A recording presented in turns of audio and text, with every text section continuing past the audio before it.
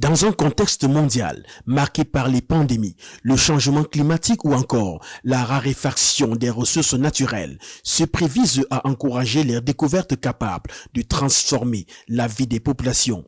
Financé par le gouvernement équato-guinéen depuis 2008, il attribue 300 000 dollars américains partagés entre 3 lauréats, accompagnés d'un certificat et de la statuette Intégration tribale de l'artiste Leandro Mbomio. En présidant personnellement cette cérémonie, le président Obiang Bazego réaffirme le rôle central de la Guinée équatoriale comme acteur majeur de la diplomatie scientifique mondiale, soutenant la recherche, l'innovation et l'égalité de chances à l'échelle du continent africain. Nuestro compromiso con el progreso, el conocimiento y el bienestar de toda la humanidad es tangible y queda demostrado en el día de hoy. Notre engagement pour le progrès, la connaissance et le bien-être de toute l'humanité est tangible et est démontré aujourd'hui avec l'offre de ces prix. Malgré le jugement négatif et les condescendances reçus par beaucoup de nos détracteurs qui antagonisent ce prix, nous avons continué à avancer et malgré les difficultés que nous avons rencontrées sur le chemin, nous avons démontré que la Guinée équatoriale a un cœur grand et solidaire qui peut offrir une opportunité à ces nations sans les voix qui soutiennent nos droits à la technologie. Que puede dar una oportunidad a esas naciones sin las voces que respaldan nuestros derechos à la technologie.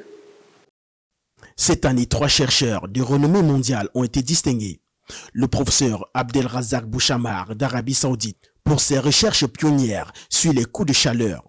La professeure émérite Rose Ghana Fomban Leke du Cameroun pour ses travaux novateurs sur l'immunologie du paludisme et le professeur Fugao de Chine, mondialement reconnu pour avoir identifié le virus SARS-CoV-2 et contribué à des percées médicales majeures.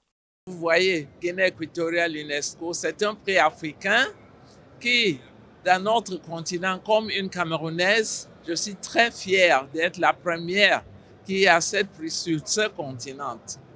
Alors, pour moi, c'est le travail que j'ai fait sur le paludisme chez la femme enceinte qui a aidé la politique l'OMS aujourd'hui pour ce qui est fait comme de traitement pour la femme enceinte avec le paludisme. Grande nouveauté pour cette édition, le lancement du premier programme de bourse pour les jeunes femmes scientifiques en Afrique. Un engagement fort pour réduire les inégalités de genre dans la recherche. Les 2 premières lauréates sont la Burkinabé Rebecca Compaoré, récompensée pour ses avancées dans le diagnostic de précision des cancers liés aux hépatites virales, et la Ghanéenne Pile Abou, distinguée pour le développement de variétés de maïs enrichies en protéines et en vitamine A, résistantes aux conditions climatiques difficiles. Je suis vraiment très honorée de recevoir cette bourse aujourd'hui. C'est vraiment un honneur et venant d'un pays africain qui collabore avec l'UNESCO, vraiment c'est inspirant. Et cette bourse-là va me permettre de poursuivre les travaux et surtout motiver d'autres jeunes dames comme moi. Avec ce double événement, la Guinée équatoriale renforce son rôle de moteur du progrès scientifique en Afrique et dans le monde, en soutenant à la fois l'excellence, l'innovation et l'égalité des chances dans le domaine de la recherche.